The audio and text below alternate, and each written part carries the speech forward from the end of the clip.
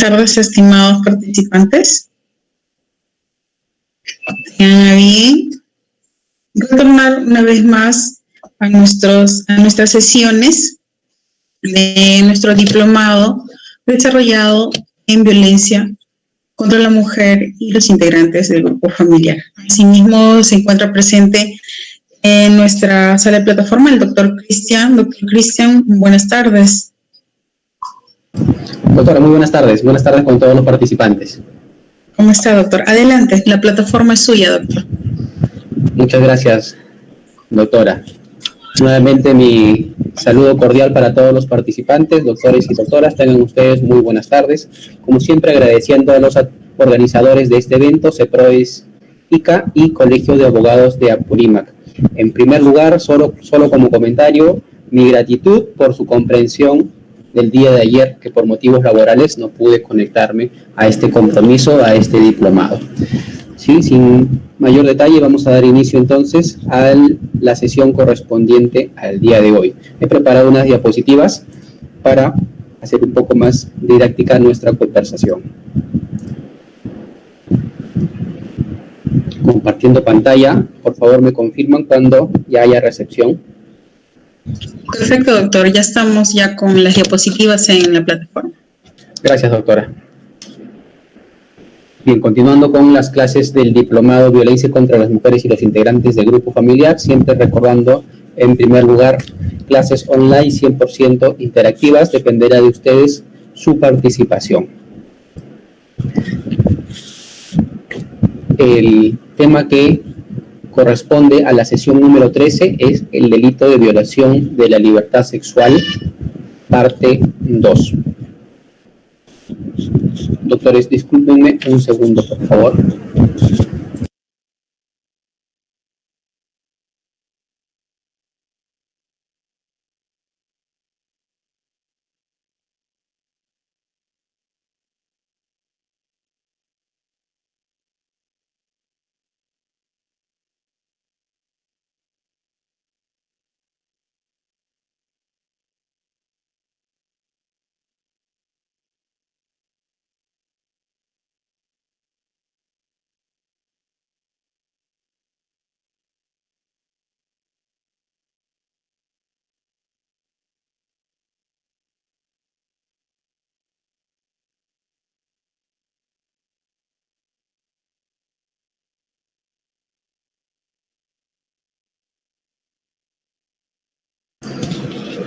Gracias, doctores. Gracias por su comprensión. Sesión número 13, delito de violación de la libertad sexual, parte 2. Ya hemos resuelto la parte 1, que didácticamente se ha distribuido de la siguiente manera. Parte 2, lo que concierne el día de hoy, vamos a ver violación sexual de persona con incapacidad y violación sexual de menor de edad. Siempre resaltando los objetivos de cada sesión. El objetivo es conocer la tipicidad de cada uno de los delitos mencionados que se encuentran previstos en los artículos 172 y 173 del Código Penal.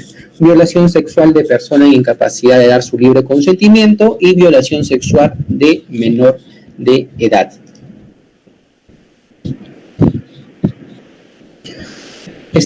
Para entender la tipicidad necesariamente debemos remitirnos al tipo penal, 172 del Código Penal, que indica lo siguiente: el que tiene acceso carnal con una persona por vía vaginal, anal o bucal, o realiza cualquier otro acto análogo con la introducción de un objeto o parte del cuerpo por alguna de las dos primeras vías, conociendo que está impedida de dar su libre consentimiento por sufrir anomalía psíquica, grave alteración de la conciencia, retardo mental, o que se encuentra en incapacidad de resistir. Esa es la conducta proscrita, esa es la conducta prohibida que vamos a analizar como primer punto. ¿Cuál es la modalidad delictiva? Este tipo penal, el presupuesto es que el estado personal de la víctima sea anterior al momento que se efectúa el acceso carnal y ajeno a la conducta del sujeto activo. ¿Por qué tenemos que resaltar este hecho? para no entrar en conflicto de normas con lo previsto en el 171. La última sesión que hemos tenido, hemos desarrollado el 171. Entonces, no podemos confundir esos conceptos, por eso es muy importante entender lo siguiente. ¿Cuál es la diferencia básica en el 171 y en el 172? Lo que señala el 171 se sanciona el que tiene acceso carnal con una persona por vía vaginal, anal o bucal, o realiza cualquier otro acto análogo después de haberla puesto en estado de inconsciencia. Lo semejante es que en estos dos tipos penales la víctima está imposibilitada de dar su consentimiento, ¿sí? Ello le impide de ejercer libremente su derecho a la libertad sexual. Ese es lo similar en el 171 y en el 172. Víctima no puede dar consentimiento. La diferencia radica en la participación del agente. En el 171 fue el agente que la puso en ese estado. Fue el agente que provocó que se aleje, que tenga la incapacidad de resistir, perdón. ¿Sí? ¿Para qué? Con el animus lubricus, con ese ánimo lascivo, con el ánimo de tener el acceso carnal. Para eso la ponen en conciencia.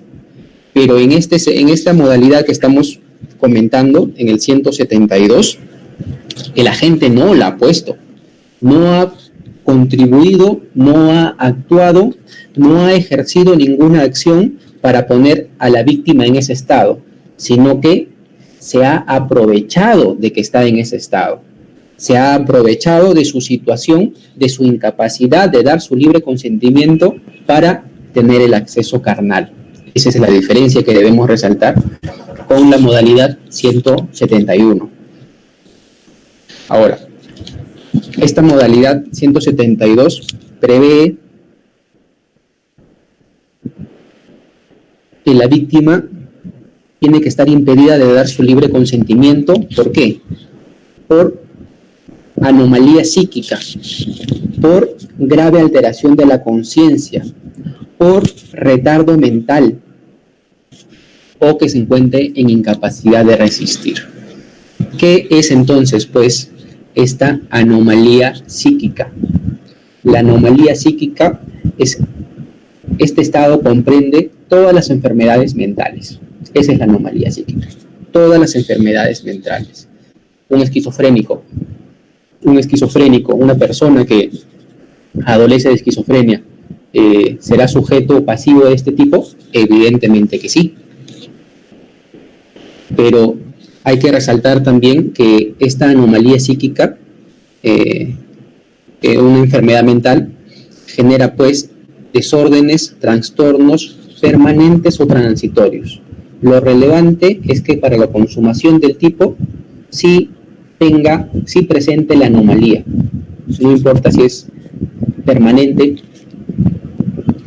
pero debe estar presente el día de los hechos para que recién podamos tipificarlo como esta modalidad. Pues si estamos ante un episodio transitorio, es decir, que la persona tiene momentos de lucidez, en el momento de lucidez es posible que pueda ejercer su libertad sexual. Si dentro de la libertad sexual es que ha accedido a ese acceso carnal, no estaríamos pues ante la modalidad de incapacidad de dar su libre consentimiento. Respecto a los otros términos, grave alteración de la conciencia, retardo mental. La grave alteración de la conciencia comprende la perturbación cognitiva que hace que el sujeto pierda su capacidad intelectual de comprender y valorar lo que ocurre en su alrededor. La víctima pierde pues esa capacidad intelectual, esa capacidad pensante. Esa capacidad pensante nos permite comprender lo que nos rodea, comprender la realidad. Y es en base a nuestra interpretación de la realidad que nosotros tomamos decisiones. Esas decisiones implican el ejercicio de nuestras libertades. Entonces, esta grave alteración de la conciencia lo que impide es eso, que una persona no pueda advertir la realidad tal cual, sino quizá alterada. Mientras que retardo mental, por todos conocidos, pues es cuando una persona sufre o adolece de un déficit intelectual, digamos, edad cronológica 18 años, pero ese déficit intelectual hace que su edad mental, por decirlo de alguna manera, no sea la de 18, sino sea disminuida. Es una persona mayor de edad, pero piensa como un niño de 10 años. Es una persona madura físicamente, aparentemente, pero piensa como una persona de 12 años. Por lo tanto, es sugestionable, manipulable. Ello es una significación del retardo mental. Siempre es pertinente a mi modo de entender, a mi modesto modo de entender, analizar un tipo a la luz de la jurisprudencia. Por eso que trato de invocar jurisprudencia a medida que vamos avanzando de los tipos penales. En este caso, el recurso de nulidad 1052-2013 Huánuco señala lo siguiente. En este caso, la víctima bebió alcohol, lo que produjo un estado de incapacidad de ejercer su libertad sexual, situación que fue aprovechada por el encausado.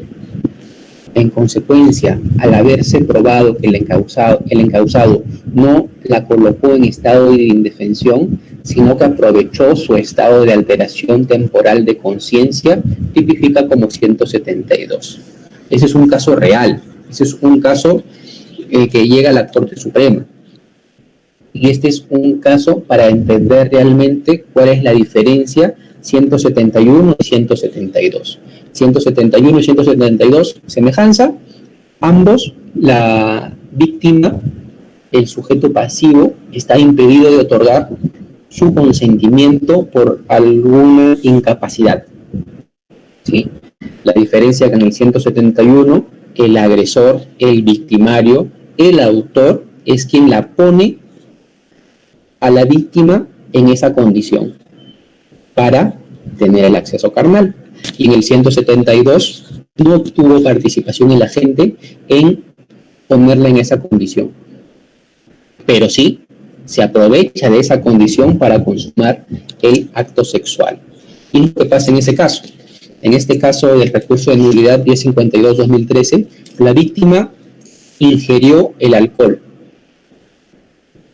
donde no tuvo participación el agresor. El agresor no la hizo consumir el alcohol. Ella fue quien, dentro de su libertad, consumió el alcohol, pero lo consumió en tal medida de llegar a un resultado de ebriedad elevada. Conocemos que la ebriedad causa, cuando es elevada, confusiones, sobre todo la ebriedad absoluta, distorsión de la realidad. El caso más grave es el coma etílico, ¿cierto? Entonces, esa condición es conocida como un estado de incapacidad de ejercer su libertad sexual. Y de esa condición es que se aprovechó el agresor para consumar el acto sexual, y por ello los hechos devienen en el artículo 172 del Código Penal.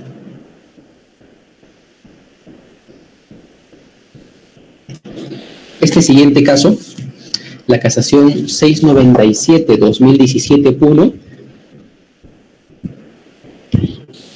reciente, ¿verdad? De abril del 2018, meridianamente reciente. ¿Qué dice la acusación fiscal? Primero vamos a describir hechos y luego de los hechos analizamos qué dijo la Corte Suprema en este caso. Todo proceso penal inició con la acusación. La acusación fiscal indica que el 19 de mayo del 2014, nos ubicamos, 2014, horas de la mañana, el acusado se encontró con la agraviada, quien se dispuso a libar licor por inmediaciones del centro poblado, en el interior del vehículo, el vehículo del acusado. Posteriormente se encontraron con 2 personas con quienes continuaron libando licor hasta horas de la tarde. Y luego que estos se retiraron aproximadamente a las 18 horas, cuando la menor había tenido de 1.362 gramos litros de alcohol, o sea, estaba en un grado, tenía en el torrente sanguíneo un grado elevado de alcohol, presentaba evidente estado de ebriedad, fue conducida por el acusado en su vehículo a la altura de un parque. En ese parque abusó sexualmente de la agraviada, aprovechando su imposibilidad de resistir por la ebriedad absoluta que presentaba por haber ingerido alcohol. Esos son los hechos. Acusado va en su carro, encuentra con una menor, la sube a la menor, se dirigen a un parque, comienzan a ingerir bebidas alcohólicas, ingieren bebidas alcohólicas hasta un punto que la menor ingresa a una ebriedad absoluta. El acusado, aprovechando esa imposibilidad de la menor, es que la lleva a otro lugar a bordo del vehículo y ahí consuma el acto sexual. Esos son los hechos que se postularon, que se ventilaron en dicho caso. Ahora, la defensa dijo lo siguiente. La defensa dijo, sí, el acusado mantuvo relaciones sexuales con la agraviada menor de edad, mayor de 14 años. Menor de edad, pero mayor de 14 años. Hemos analizado que a partir de los 14 años existe libertad sexual, ¿sí? Los menores de los 14 años pueden ejercer libremente su sexualidad. Así que en este caso, el acusado acepta que sí hubo relaciones sexuales, pero la defensa lo que quiere cuestionar es el consentimiento.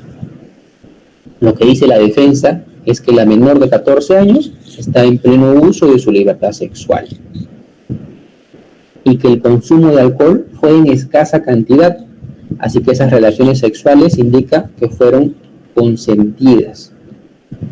Pero lo cierto y concreto que la expresión se consumió poco alcohol es totalmente subjetiva, ¿sí? No representa nada. Consumimos poco, consumimos bastante. No. Lo que sucede es que en este proceso se pudo determinar a través de una pericia que la menor, al momento de los hechos, tenía en el torrente sanguíneo 1.69 gramos por litro de alcohol. Es decir, ella estaba en ebriedad absoluta. ¿Y qué fue lo que se valora en este caso? Que si bien una menor de 14 años tiene libertad sexual, pero por tratarse de un ser humano en formación, en maduración, la voluntad expresada no debe contener ningún vicio. Y en el caso de la menor existía un vicio porque tenía ingesta de alcohol en un grado de ebriedad absoluta y ello no le ha permitido ejercer libremente su sexualidad. Lo que dice la Corte Suprema es que efectivamente no hay consentimiento de la menor, fundamentando en menor 14 años, está en proceso de maduración, es un ser humano que se está formando y ese consentimiento no debe tener ningún vicio. El hecho de estar en ebriedad absoluta y que el acusado la haya puesto precisamente en ese estado, hacen viciar o concluyen, la inexistencia de consentimiento por parte de la agraviada y se condena a esta persona, por tanto no pasaron la sentencia. Es una sentencia importante, así que les aconsejo pueden revisarla, estimados doctores. Doctores, vamos a pasar entonces al segundo tema del día de hoy: violación sexual de menor de edad. Vamos a darle lectura a este tipo penal. Artículo 173. El que practica el acto sexual con un menor de 14 años, será reprimido con las siguientes penas privativas de libertad. Si la víctima tiene entre menos de 7, pena no menor de 15 años. Menor de 7 años, pena no menor de 15.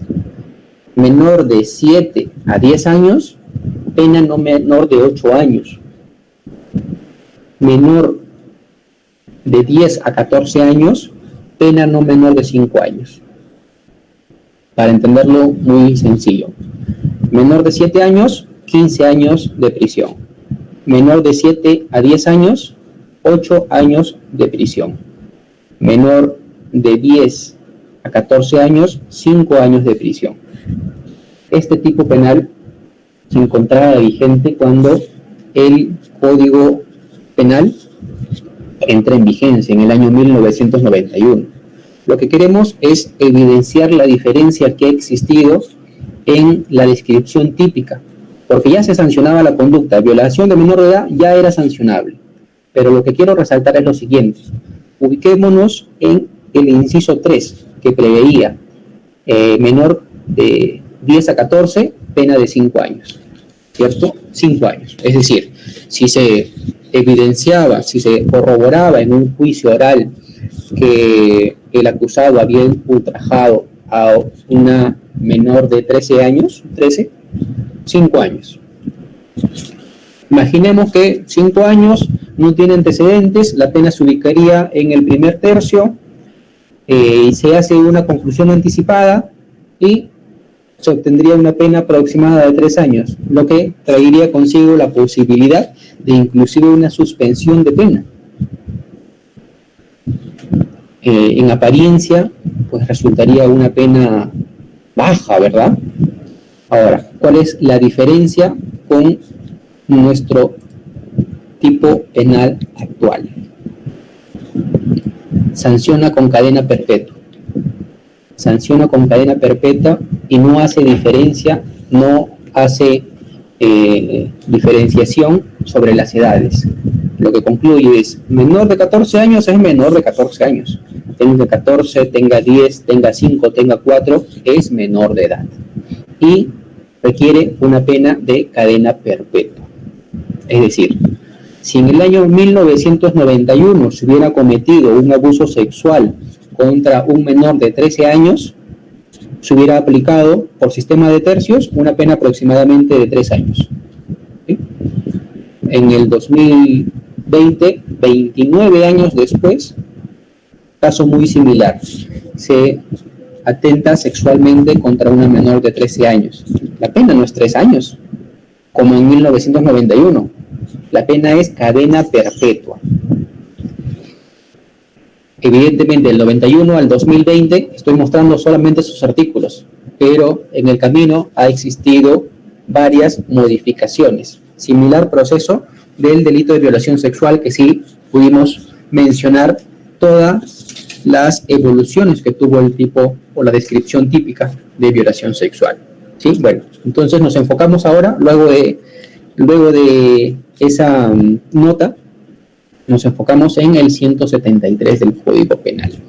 El que tiene acceso carnal por vía vaginal, anal o bucal, o realiza cualquier otro acto análogo con la introducción de un objeto o parte del cuerpo por alguna de las dos primeras vías con un menor de 14 años, será reprimido con pena de cadena perpetua.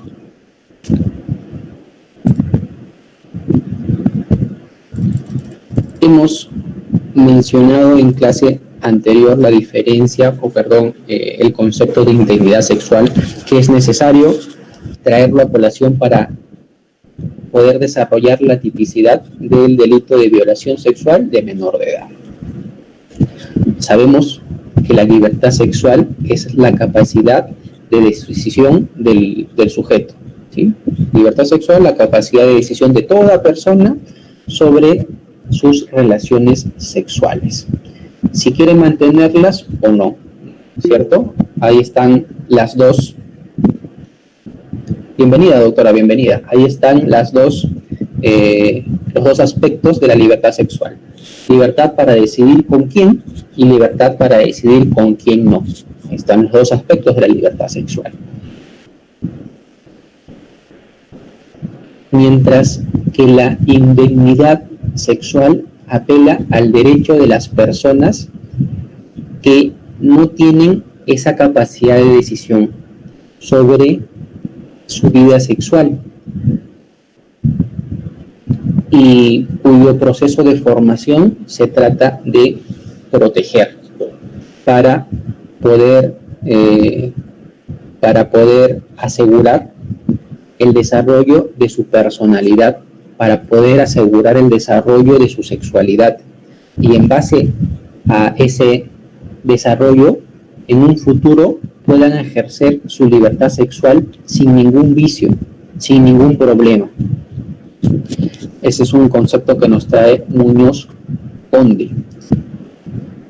Este concepto del profesor Norberto de la Mata Barranco, catedrático de la Universidad del País Vasco, me pareció muy interesante, quiero compartirlo con ustedes. El doctor Norberto de la Mata indica sobre indemnidad. Es la ausencia de daño en una situación en que se está en mayor peligro de poder sufrir. Se trata, en definitiva, de evitar interferencias que por motivos espurios condicionen un proceso de formación que requiere un tiempo, que es el que ha de llevar progresivamente a una situación en que la capacidad de decisión sobre lo que se desea o no sexualmente sea realmente libre. Es decir, lo que dice el profesor, la indemnidad sexual es evitar cualquier interferencia, cualquier cosa que pueda interferir el libre desarrollo de un ser humano, para que llegado el momento de su madurez pueda ejercer libremente su sexualidad. Lo que trata de dibujar es indemnidad, es no interferir el desarrollo para que luego pueda ejercer su libertad. Interesante concepto o idea de indemnidad sexual. Continuamos entonces con el análisis del artículo sobre violación sexual de menor de edad. Este concepto es del Acuerdo Plenario 4/2008/CJ116. ¿Qué indica este acuerdo plenario? Siempre acordemos, esto está referido a violación sexual de menor de edad. Para la verificación del delito de acceso sexual sobre un menor de 14 años, no se necesita que la gente actúe haciendo uso de la violencia, la intimidación, la inconsciencia o el engaño. Lo que sí es indispensable cuando se trate de adolescentes mayores de 14 y menores de 18. A ver, analicemos. Lo que dice que es que para que se verifique violación sexual de menor de edad, aclarando, menor de 14 años, no se necesita violencia, intimidación, inconsciencia. Es decir, si el menor de 14 años muestra conformidad con el acto sexual, no implica acto consentido, no implica relación sexual consentida. ¿Por qué? Porque no tiene libertad sexual, porque estamos protegiendo a través de la indemnidad sexual estas interferencias que puede haber para su desarrollo natural. Entonces no necesitamos, para configurar violación sexual de menor de 14 años, violación, intimidación, grave amenaza, no se necesita. Y hace la diferencia en el caso de menores de edad, pero ya de 14 a 18. Ahí sí se necesita medio comisivo, sí se necesita acreditar violencia, grave amenaza o cualquier entorno que le impida al menor ejercer su libertad sexual. Eso lo desarrollamos en la clase pasada, ¿verdad? Porque al menor de 14 a 18 ya goza de esa libertad sexual. ¿Sí? En ese sentido, continuando con el análisis de este acuerdo plenario, la víctima menor de 14 años, así la víctima menor de 14 años preste su consentimiento para realizar el acceso carnal, sexual o análogo, el delito se verifica. o configura inexorablemente, pues de acuerdo a nuestra normatividad, la voluntad de los menores cuya edad se encuentre entre el acto de nacimiento hasta los 14 no tiene eficacia positiva para hacer desaparecer la ilicitud del acto sexual del sujeto activo. Es lo que acabamos de explicar. Toda relación sexual con un menor de 14 va a calificar inexorablemente como delito.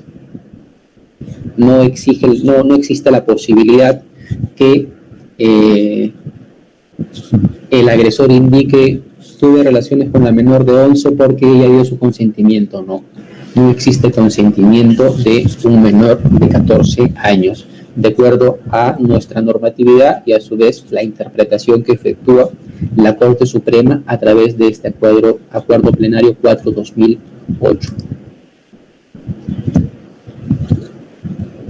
Siguiente sentencia plenaria casatoria que tiene que ver también con el tema. Sentencia 1/2018. El Código Penal establece una presunción iure et de iure sobre la ausencia de consentimiento del sujeto pasivo.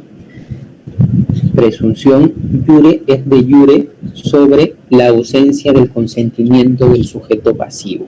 Es decir, en todos los casos, en todo el universo de casos que pueda existir sobre violación sexual de menor de 14 años, se va a trabajar con una presunción legal. Presunción legal iure et de iure. Esto quiere decir que no admite ninguna prueba en contrario. Se tiene por acreditado solo con la edad que haya ausencia de consentimiento del sujeto pasivo. ¿Quién es el sujeto pasivo? El menor. Es decir, en todos los casos donde hay un menor de 14 años, se presume que no dio su consentimiento, que no hay consentimiento del menor. Y esta presunción no admite ninguna prueba. No admite prueba, por eso es presunción iure et de iure.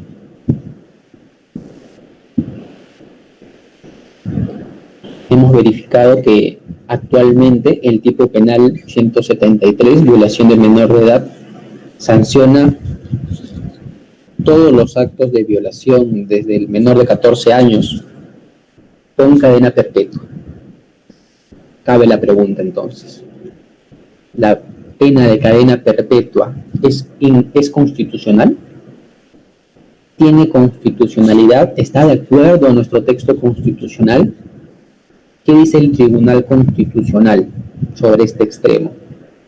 En esta sentencia 3/2015, acción de inconstitucionalidad, el Tribunal Constitucional dice lo siguiente: este colegiado considera que la cadena perpetua es incompatible con el principio de derecho de dignidad humana, puesto que detrás de los fines constitucionales de la pena, reeducación, rehabilitación, reincorporación, también se encuentra necesariamente una concreción del derecho, principio de dignidad de la persona. Por tanto, este constituye un límite para el legislador penal. ¿Qué dice el Tribunal Constitucional con ese fundamento jurídico? El fundamento 15, que la cadena perpetua sería inconstitucional. ¿Cierto? Es eso lo que está afirmando, no es otra cosa. ¿Por qué? Porque atenta contra los fines de la pena. Fines de la pena: reeducación, rehabilitación, reincorporación. A ver, si una persona es condenada a cadena perpetua y va a estar internada y nunca va a salir, ¿para qué se le va a reeducar? ¿A dónde se le va a reincorporar? Ya no hay finalidad de reincorporación porque no va a regresar a la sociedad. ¿Dónde está la rehabilitación que estamos esperando? Esa es la idea que quiere transmitir el Tribunal Constitucional con ese fundamento 15. Pero, doctores, no queda ahí. Nos da otra idea o complementa su idea con este fundamento jurídico número 17. Señala que la cadena perpetua, sin posibilidades de revisión, no es conforme con el derecho principio de dignidad. O sea, complementa. Si bien el principio dice la cadena perpetua es incompatible con el derecho a la dignidad humana, luego complementa y dice, me refiero por si acaso a la cadena perpetua sin posibilidades de revisión. Y pues lo que está haciendo es darle apariencia de constitucionalidad a la cadena perpetua. ¿Por qué? Porque de acuerdo al Código Penal, la cadena perpetua sí se revisa. Es decir, hoy día, 17 de diciembre del 2020, se emite una sentencia y se condena a Juan Pérez con cadena perpetua. No hay apelación, consentida la sentencia. Eso quiere decir que Juan Pérez va a pasar el resto de su vida en el establecimiento penitenciario que corresponda. Pero de acuerdo al Código Penal, esa cadena perpetua tiene que revisarse. Existe un plazo para revisarse. ¿Cuándo se va a revisar? En 35 años. Ese es el plazo. Es decir, 2020, 2055. El 2055 tendrían que sacar ese expediente y comenzar a revisar si es posible otorgarle libertad. Vamos a revisar cómo está esta persona sentenciada dentro de 35 años.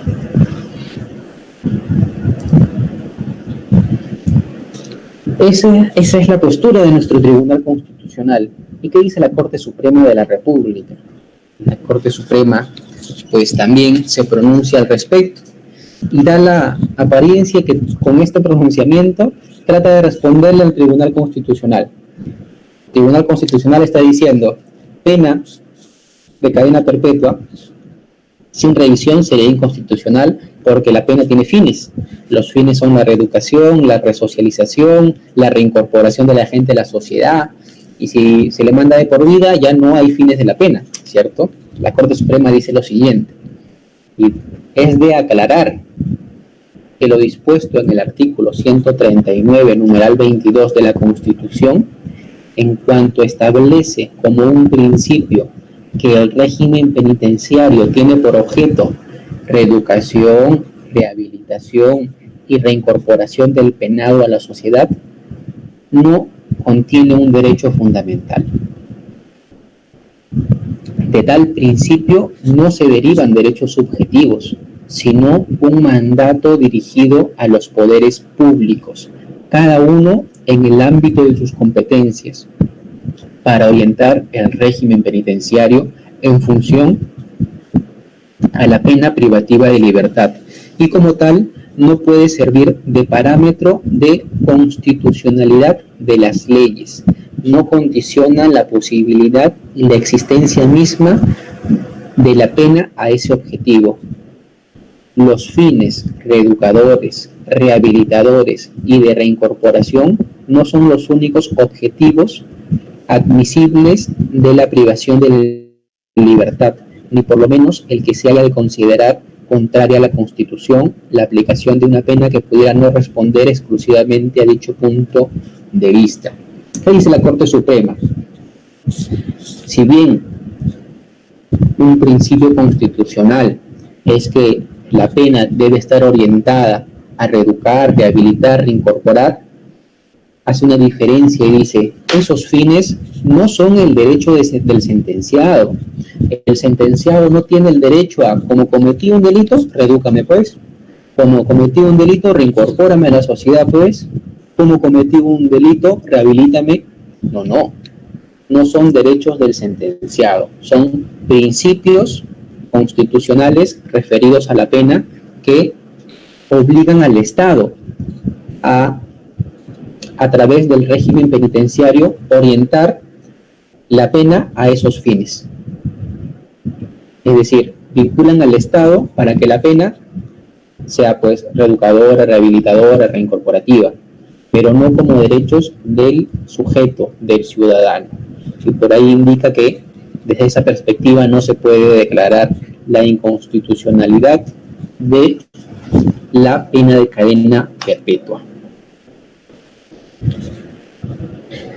Entonces, si el artículo 173 del Código Penal dice todas las violaciones de menor de 14 años será cadena perpetua, tenemos que hacernos la siguiente pregunta. Vamos a trabajar con este escenario. Un sujeto comete violación sexual en agravio de un menor de 13 años y 6 meses. Un sujeto mayor de edad comete violación sexual en agravio de un menor de 13 años y 6 meses. El sujeto activo, el autor, tiene 20 años. ¿Qué pena merece? Cadena perpetua según el 173. Así que a los 20 años va a ingresar al penal y jamás volverá a salir a la sociedad. Ese mismo día, el mismo día de los hechos, otro fulano de 20 años cometió el delito de violación sexual, mucho más aberrante quizás, en agravio de un menor de 4 añitos. También es sentenciado con cadena perpetua. Aquí viene la pregunta. Si tenemos frente a nosotros los dos casos, ¿será posible hacer una diferencia de pena entre los dos? Inclusive ese que tuvo relaciones con el de 13 años 6 meses, ese menor o esa menor, entre comillas, dio su consentimiento. Es decir, no se le forzó, sino que aceptó. Ya sabemos que no hay libertad, pero para entender el ejemplo, digamos que aceptó las relaciones sexuales. Mientras que el de 4 años, pues, fue contra su voluntad. Nos preguntamos, ¿no? ¿Podemos hacer una diferencia de decir, alguno de estos actos merece mayor peso punitivo del Estado? ¿Alguno de estos hechos, por resultar aparentemente más grave, merece una pena superior? Contrario sensu, ¿alguno merece una pena menor que el del otro? ¿Será posible siempre sentenciar igual esos casos? En otras palabras, ¿es posible imponer pena distinta a la de cadena perpetua? Es lo que trata esta sentencia plenaria casatoria 1/2018, el fundamento 29. En este tipo delictivo se está ante una conminación penal absoluta, admitida desde consideraciones de prevención general, aunque siempre con ayudas resocializadoras y la oportunidad de reintegración social. Pero también es cierto que es posible reconocer e imponer ante situaciones excepcionales,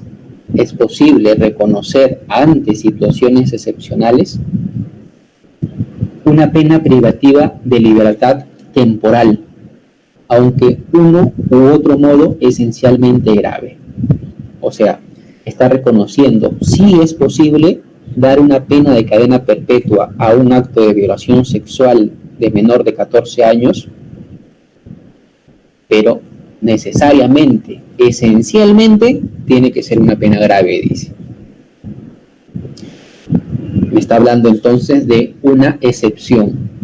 La regla general es aplicar a todos los casos de violación sexual de menor de edad cadena perpetua. Pero me habla de que hay una excepción a la regla.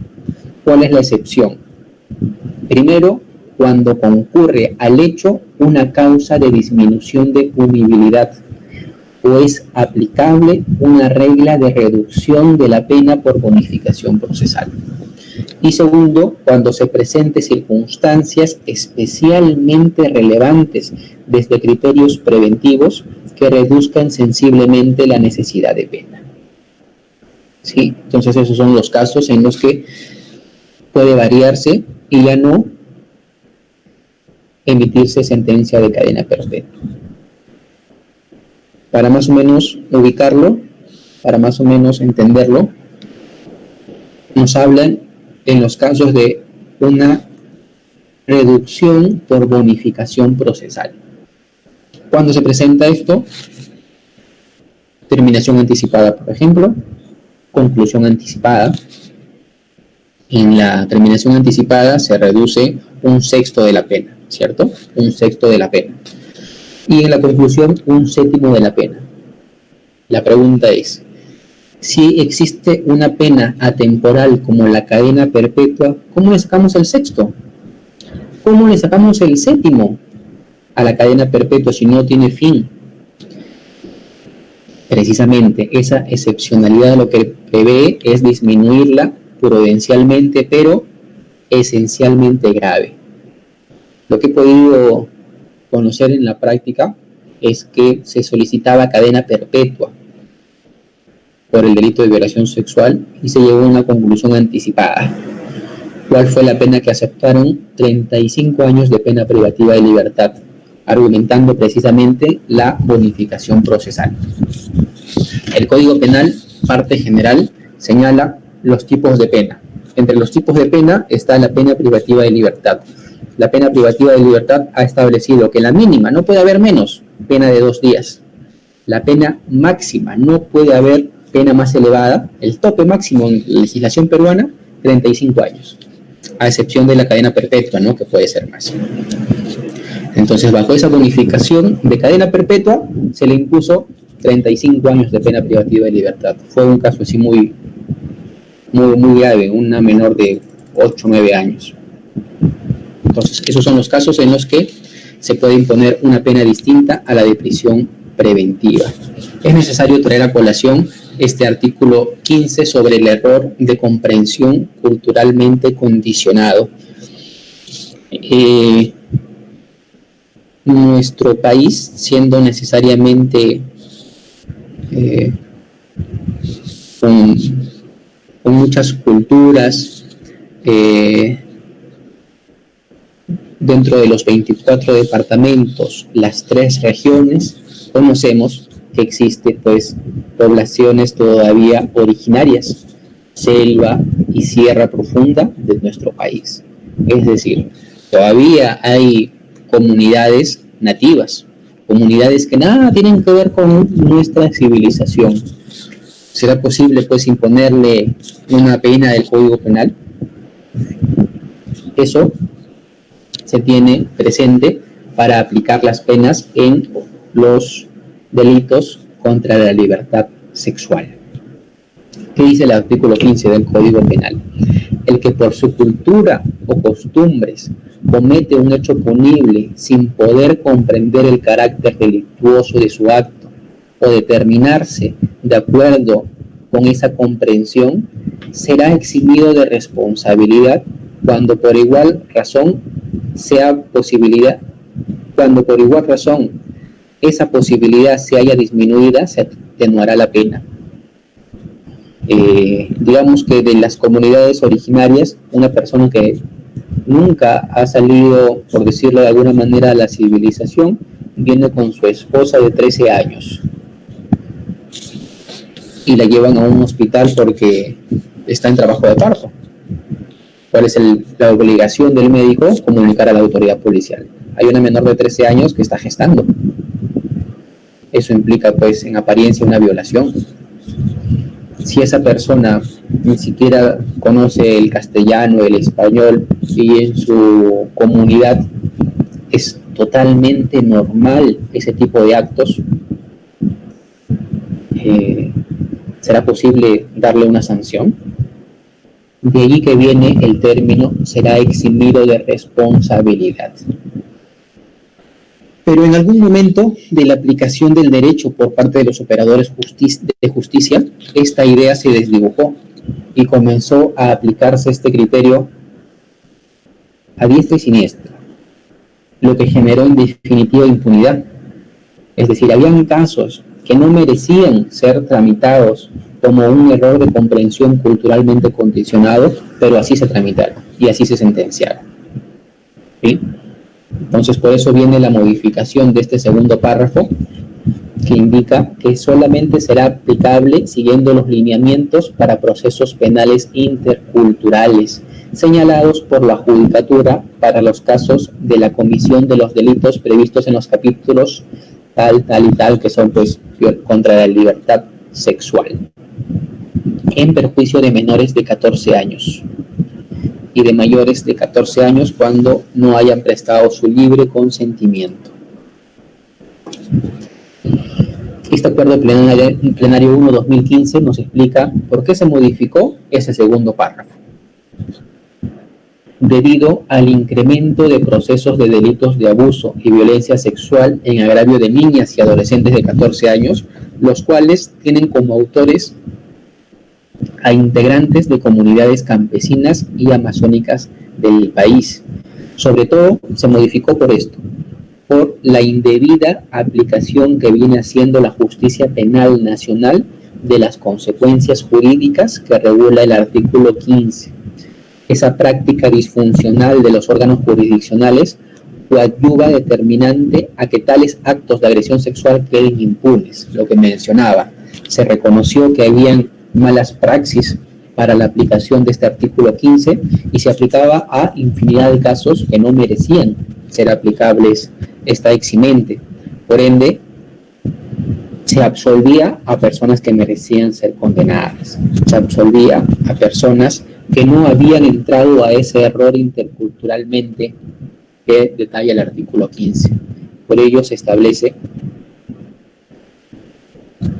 el segundo párrafo. El segundo párrafo que debe entenderse de la siguiente manera. Solamente procederá esa eximente cuando se analice completamente estos presupuestos, estos requisitos. Por ejemplo, en 1, aplicación selectiva y restringida del artículo 15. No es la regla general, es la excepción a la aplicación de la norma. Segundo, la realización de una pericia antropológica. Una pericia antropológica, pues evidentemente a la víctima. No podrá, por ejemplo, invocar este error cuando la víctima, pues en apariencia, tiene 9 años. Es una chica de 14 años, pero antropológicamente parece de 9. Tercer punto, la incorporación de medios que corroboren la relevancia de la interculturalidad. Hay que probar esa interculturalidad. No basta con decir, yo soy nativo y hace un mes que he llegado. No, se requiere probanza. ¿Qué pasa, por ejemplo, si esa persona tiene DNI? Tiene tarjeta débito, crédito, tiene movimiento bancario. ¿Será posible creerle? ¿Será posible aplicar este artículo 15? No, ¿verdad? Eso ya implica un conocimiento amplio de la sociedad. Y como cuarto punto, la incorporación del enfoque de género y siempre el interés superior del niño. 4 puntos para recién poder aplicar este artículo 15.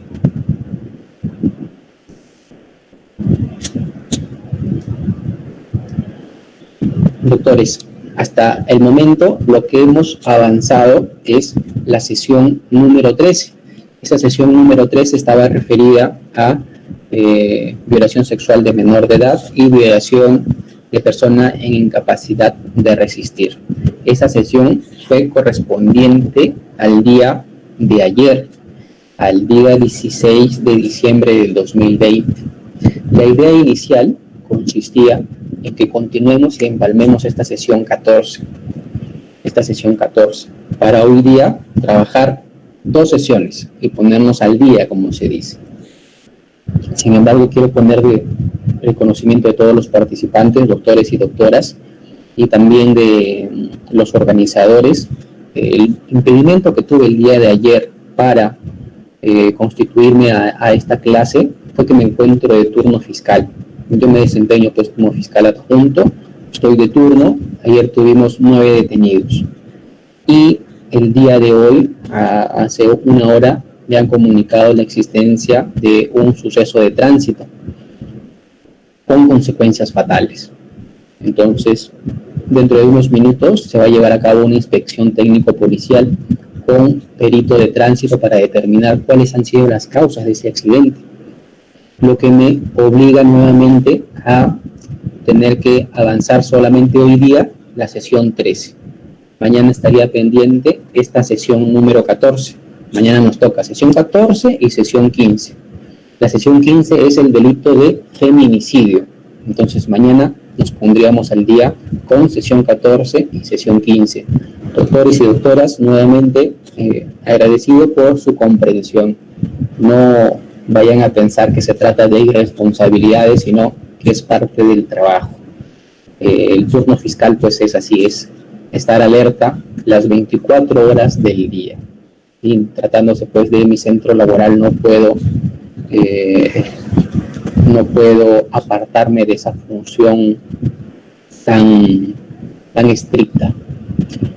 También gracias a los administradores, a los organizadores, CEPROESICA, Colegio de Abogados de Apurímac, por vuestra comprensión. Doctores y doctoras, mañana resolvemos todas las preguntas que existan sobre el día de hoy. Muchísimas gracias. A usted, doctor Cristian, es comprensible la labor que usted en estos momentos está llevando y también es meritorio agradecer la oportunidad que nos puede explicar la sesión del día de hoy. Muy amable, doctor. A todos los participantes, muchísimas gracias. Espero también que sí cuentan con la aprobación de las dispensas de su caso, doctor. Muy amable. Buenas tardes. Entonces, el día de mañana continuamos con la sesión 14 y 15. Muchísimas gracias, doctor. Gracias, doctora. Buenas tardes.